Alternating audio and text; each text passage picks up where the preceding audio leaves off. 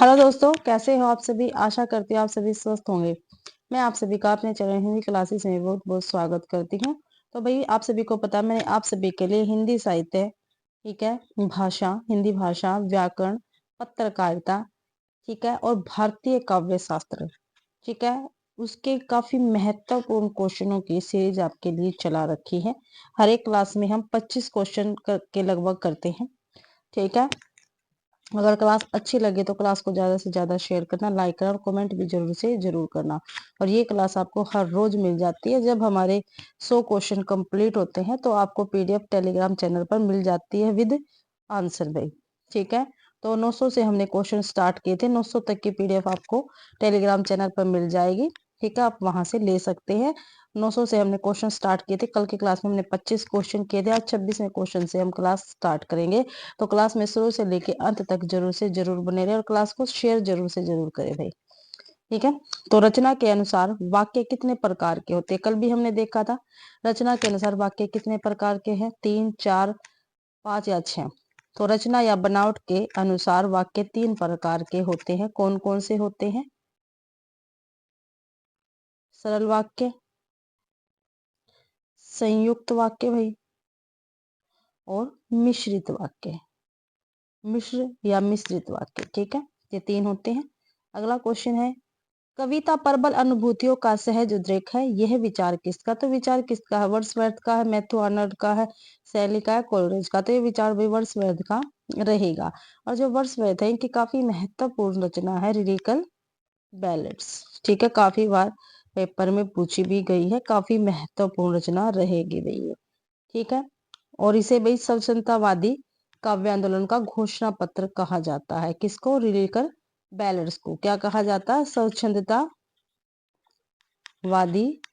काव्य आंदोलन का, ठीक है, काव्य आंदोलन का घोषणा पत्र कहा जाता है,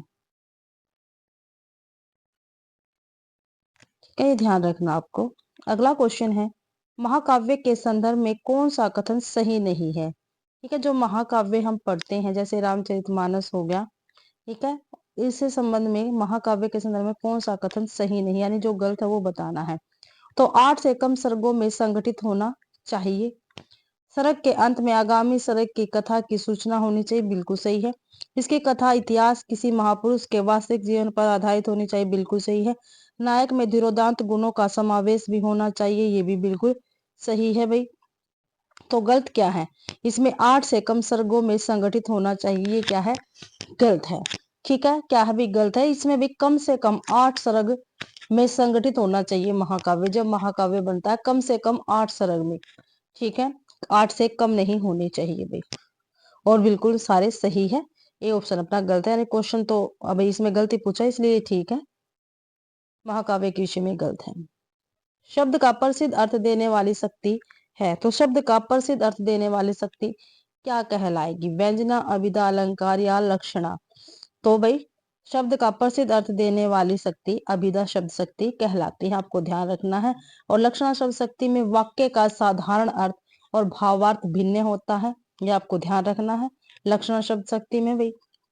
और लक्षणा के आधार पर ये लागू किया जाता है, ठीक है। आगे देखते हैं अगला क्वेश्चन, वीर रस का स्थायी भाव क्या है? जो वीर रस है इसका स्थायी भाव पूछा है, क्या है भाई? तो वीर रस का स्थायी भाव क्या है? उत्साह है, भय है, विस्मय है या क्रोध है? तो भाई वीर रस का स्थायी भाव उत्साह रहेगा। क्या रहेगा? उत्साह रहेगा, ये आपको ध्यान रखना है। अगला क्वेश्चन है, प्रबंध काव्य में संगठन किसके द्वारा किया जाता है? जो प्रबंध काव्य है इसमें संगठन किसके द्वारा किया जाता है? देश काल, चरित्र, कथोपकथन या कथानक? तो कथानक के अनुसार भाई क्या है? संगठन किया जाता है, आपको ध्यान रखना। प्रबंध काव्य में संगठन काव्य कथानक के द्वारा किया जाता है, ये आपको ध्यान रखना है। अगला क्वेश्चन है, उपन्यास का तत्व नहीं है, तो उपन्यास का क्या तत्व नहीं है? चरित्र, चित्रण, कथोपकथन, रंगमंच या कथा वस्तु? जो रंगमंच है भाई ये उपन्यास का तत्व नहीं है, क्योंकि ये भाई नाटक का तत्व होता है, ठीक है। रंगमंच की आवश्यकता नाटक के अभिनय के लिए होती है, उपन्यास के लिए नहीं होती, ये आपको ध्यान रखना है। और सभी क्या है? उपन्यास के तत्व रहेंगे। अगला क्वेश्चन है, विभानुभाव व्यभिचारी संयोगार्थ रस निष्पत्ति सूत्र किसका है? तो ये सूत्र किसका है? भरत मुनि का, भामा का, जगन्नाथ का, मम्मट का। तो ये रस सूत्र भरत मुनि का रहेगा भाई। ठीक है, ये आपको ध्यान रखना है। और भरत मुनि ने नाट्य शास्त्र की रचना की थी। इनकी रचना का क्या नाम था? नाट्य शास्त्र। और काफी महत्वपूर्ण रचना है। और इसमें कुल 36 अध्याय थे। किसमें? नाट्य शास्त्र में 36 अध्याय थे। और नाटक को ही भाई पंचम वेद भी कहा गया। पेपर में काफी बार पूछा गया। पंचम वेद किसको कहा जाता है? तो नाटक को कहा जाता है। और भरत मुनि ने नाट्य शास्त्र में 10 गुण, 10 दोष, ठीक है, 4 अलंकार की मीमांसा की है नाट्य शास्त्र में। ये 4 अलंकार कौन कौन से हैं? यमक है, उपमा है, पेपर में पूछा गया अभी पहले भी, रूपक है और दीपक है। ठीक है, ये 4 अलंकार हैं जिसमें भरत मुनि ने नाट्य शास्त्र में इनकी मीमांसा की है। अगला क्वेश्चन देखते हैं। भरत मुनि ने नाटक में कितने रस माने हैं? ठीक है, भरत मुनि ने भी नाटक में कितने रस माने हैं? 10, 11, 9 या 8? तो 8 रस माने हैं। ठीक है, भरत मुनि ने नाटक में 8 रस माने हैं। और भरत मुनि ने नाट्य शास्त्र में कुल भाव की संख्या कितनी मानी है? तो 49 मानी है भाई। जो इनका नाट्य शास्त्र ग्रंथ है इसमें भाव की संख्या इन्होंने 49 मानी। आपको ध्यान रखना, पेपर में पूछा जा सकता है। ठीक है, और 49 में से भाई, ठीक है, 8 तो क्या है? 8 है सताई भाव, ठीक है, 8 है सात्विक भाव, ठीक है, और जो 33 है ये क्या है? संचारी या व्यभिचारी भाव। ठीक है, 8 सताई भाव है और 8 ही क्या है? रसों की संख्या मानी है। अगला क्वेश्चन है, शब्दार्थो सहितो काव्यम, काव्य की यह परिभाषा किसकी है? क्या भी शब्दार्थो सहितो काव्यम, काव्य की यह परिभाषा किसकी है? भामा की, विश्वनाथ की, मम्मट की या भरत मुनि की है? तो ये भाई परिभाषा भामा की रहेगी। शब्दार्थो सहितो काव्यम, काव्य की परिभाषा किसकी बताई मैंने? भामा की बताई है। और भामा की काफी महत्वपूर्ण ग्रंथ कौन सा है? काव्य अलंकार है, पेपर में पूछा गया है। भामा जी का काफी महत्वपूर्ण वो है ग्रंथ है काव्य अलंकार। ठीक है, और ये 6 परिच्छेदों में विभक्त है। ठीक है, ये पूछा जाता है जो काव्य अलंकार है कितने परिच्छेदों में विभक्त है? तो 6 में विभक्त है, ध्यान रखना है। अगला क्वेश्चन, निम्नलिखित में से संचारी भाव कौन सा है? संचारी भाव बताना हमें कौन सा है। 36वां क्वेश्चन है, स्वरभंग है, ग्लानिन है, स्वेद है या सतम है? तो संचारी भाव पूछा तो संचारी भाव है भी ग्लानिन, ग्लानी है। ठीक है, आपको ध्यान रखना संचारी भाव है। और संचारी भाव की संख्या कितनी है? 33 मानी गई है। ये आपको ध्यान रखना है भाई। ठीक है, कितनी मानी गई है? 33 मानी गई है। वाक्य रसात्मक काव्यम, यह मत किसका है? तो मम्मट का है, जगन्नाथ का, विश्वनाथ का है, भामा का। तो ये कथन भाई विश्वनाथ जी का रहेगा। वाक्य रसात्मक काव्य यह मत किसका? आचार्य विश्वनाथ का है। और विश्वनाथ ने 10 परिच्छेदों में, 10 परिच्छेद या भाई परिच्छेदों को अध्याय भी कह देते हैं, 10 परिच्छेदों में साहित्य दर्पण काफी महत्वपूर्ण ग्रंथ है, विश्वनाथ जी का इसकी रचना की है भाई। अगला क्वेश्चन है, निम्नलिखित में से सात्विक अनुभाव कौन सा है? सात्विक अनुभाव हमें बताना है। तो भाई लज्जा है, हर्ष है, विषाद है या रोमांच है? तो रोमांच जो है ये सात्विक भाव के अंतर्गत आएगा। डी आंसर अपना बिल्कुल सही रहेगा। काव्य आत्मा की संकल्पात्मक अनुभूति है, यह कथन किसका है? तो ये कथन किसका है भाई? रामचंद्र शुक्ल का, पंत का, महादेव वर्मा का, जयशंकर प्रसाद का? तो ये कथन जयशंकर प्रसाद का रहेगा। डी आंसर बिल्कुल सही है। करुण रस का सताई भाव क्या है? करुण रस जो है इसका सताई भाव पूछा है कौन सा? तो शोक है, क्रोध है, रति है, निर्वेद है? तो करुण रस का सताई भाव शोक रहेगा। क्या है भाई? शोक है। और जो क्रोध है, ठीक है, ये किसका स्थायी भाव है? रुद्र का है। ठीक है, रति का क्या है? सिंगार है। और निर्वेद शांत। ठीक है, ये आपको ध्यान रखना है। प्रयोजनवती लक्षणा के भेद हैं। ठीक है, प्रयोजनवती लक्षणा के भेद हमें बताने कौन से हैं? गौणी शुद्धा या शुद्धा रूढ़ा, शाब्दी आरती या गौणी रूढ़ा? तो गौणी और शुद्धा क्या है? प्रयोजनवती लक्षणा के भेद है भाई, आपको ध्यान रखना है। ये आंसर सही है। सात्विक अनुभाव कितने प्रकार के होते हैं? जो सात्विक अनुभाव है ये कितने प्रकार के होते हैं भाई?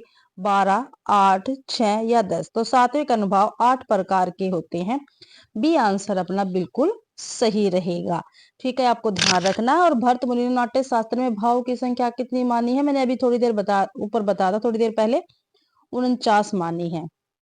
ठीक है, उसमें से 8 सताई भाव, 8 सात्विक भाव, 33 संचारी भाव, 8 सात्विक भाव, सात्विक अनुभाव, ठीक है, ये माने हैं। तो भाई सात्विक अनुभाव 8 माने हैं। ठीक है, इनके नाम देख लेते हैं कौन कौन से पेपर में पूछे जा सकते हैं। पहला है सतम, सवेद, सवर्भंग, वेपुत्थ, और इसको ही कंपन कहते हैं। ठीक है, अगला है वेवर्ण्य, इसको रंग उड़ जाना कहते हैं। अश्रुपात, रोमांच, और 8वां है प्रलय। ठीक है, ये 8 सात्विक अनुभाव है भाई। अगला क्वेश्चन है काव्य का अनिवार्य तत्व नहीं है। इनमें से भी काव्य का अनिवार्य तत्व क्या नहीं है वो हमें बताना है। शब्द तत्व है, अलंकार तत्व है, अर्थ तत्व है, या भाव तत्व है। तो जो अलंकार तत्व है ये काव्य का अनिवार्य तत्व नहीं है, यह काव्य का शोभा विधायक तत्व है। क्या भी? शोभा विधायक। ठीक है, अलंकार से क्या है, मैं हमारी शोभा ही तो बढ़ती है काव्य की, तो शोभा विधायक तत्व है भाई अलंकार। और शब्द, अर्थ, ठीक है, और भाव, इनके बिना काव्य का सर्जन संभव ही नहीं है, इसलिए काव्य के अनिवार्य अंग है। अगला क्वेश्चन है रस निष्पत्ति में उत्पत्तिवाद का संबंध किससे है? तो रस जो निष्पत्ति है भाई, इसमें भाई जो उत्पत्तिवाद है इसका संबंध किससे है? तो किससे संबंध रहेगा देखते हैं ये हम।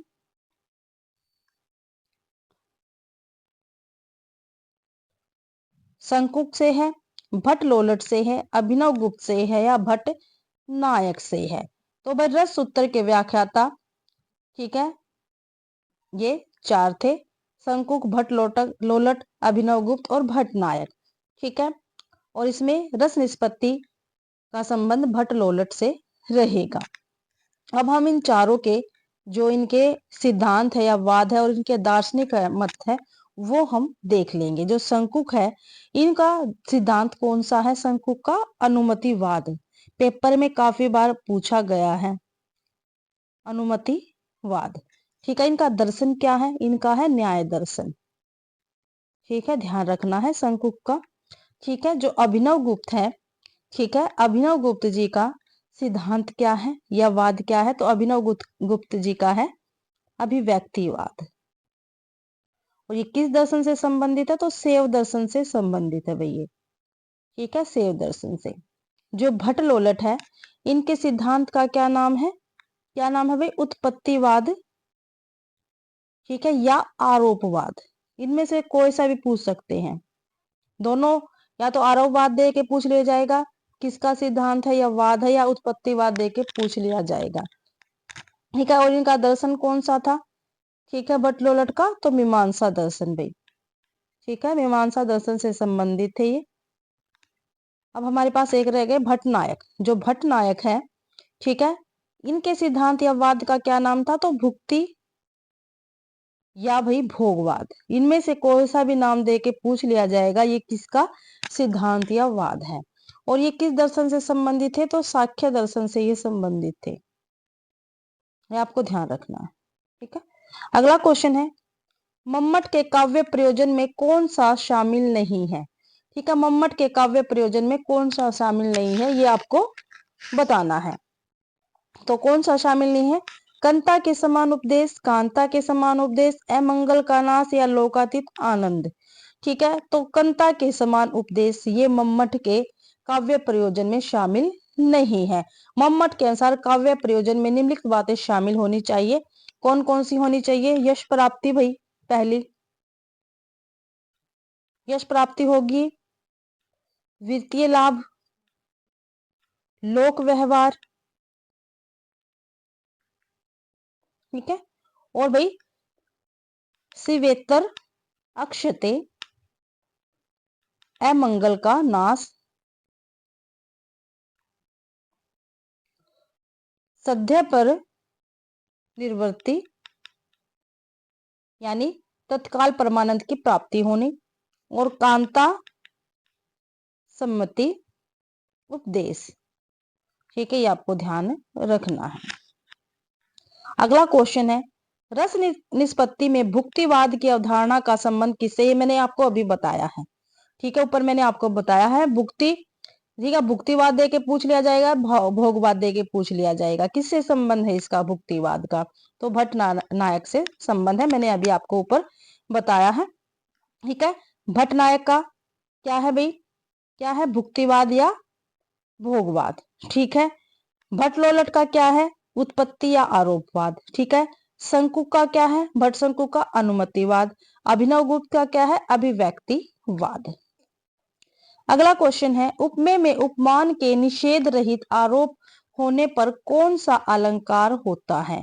तो कौन सा अलंकार होता है भाई उपमेय में उपमान के निषेध रहित आरोप होने पर? तो रूपक अलंकार होता है, ये आपको ध्यान रखना है। ठीक है, उपमा अलंकार कहाँ पे होता है? दो वस्तुओं में समान धर्म के प्रतिपादन को उपमा कहते हैं भाई। उत्प्रेक्षा, उपमेय में कल्पित उपमान की संभावना को उत्प्रेक्षा कहते हैं। वक्रोक्ति, किसी अन्य अभिप्राय से कहे हुए वाक्य का दूसरे वाक्य द्वारा सलेश अथवा काकु उक्ति से अन्य अर्थ कल्पित किया जाना वक्रोक्ति कहलाता है। अगला क्वेश्चन है, ओज गुण का संबंध किस रस से है? ठीक है, जो ओज गुण है भाई, इसका संबंध किस रस से है? तो किस रस से है? रौद्र से, श्रृंगार से, शांत से या करुण से? तो रौद्र रस से इसका संबंध रहेगा भाई। ठीक है, ये आपको ध्यान रखना है। जबकि श्रृंगार, करुण तथा शांत ये माधुर्य गुण के अंतर्गत आते हैं। किसके अंतर्गत आते हैं? माधुर्य गुण के अंतर्गत आते हैं, ये भी आपको ध्यान रखना है। अगला क्वेश्चन है, व्याकरण विरुद्ध प्रयोगों में कौन सा दोष माना जाता है? व्याकरण विरुद्ध प्रयोगों में कौन सा दोष माना जाता है? तो च्युत संस्कृति, क्लिष्ट तत्व, श्रुति कटुत या संदिग्ध तत्व? तो भाई जो च्युत संस्कृति है ये दोष माना जाता है। ठीक है, ये काव्य दोष माना जाता है। दृष्टिकूट पदों में प्रयुक्त ऐसी शब्दावली जिसका अर्थ गुणा भाग करके कठिनाई से निकलता है, ये क्या आते हैं? क्लिष्ट दोष से युक्त मानी जाती है, आपको ध्यान रखना है भाई। अगला क्वेश्चन है, निम्नलिखित में से कौन सा अर्थ दोष के अंतर्गत आता है? तो अर्थ दोष के अंतर्गत कौन सा आता है भाई? तो कष्टार्थ, न्यून पदत्व, अप्रत्युक्त या अधिक पदत्व? तो भाई कष्टार्थ आता है अर्थ दोष के अंदर। ठीक है, ये आपको ध्यान रखना है। बाकी शेष शब्द दोष के अंतर्गत आते हैं।